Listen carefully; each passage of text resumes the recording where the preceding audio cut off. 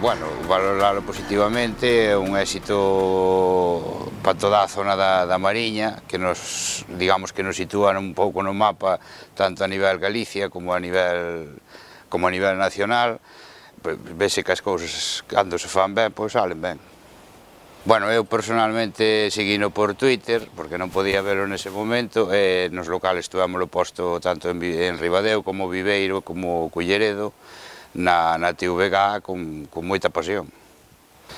Bueno, eu sobre todo diríalles que sigan así, que sigan peleando polo que lles interesa, que o fixeron moi ben a temporada pasada, que se esta temporada pois non salen as cousas igual, que sigan, por sobre todo, disfrutando e pasando aí ben, que é do que se trata.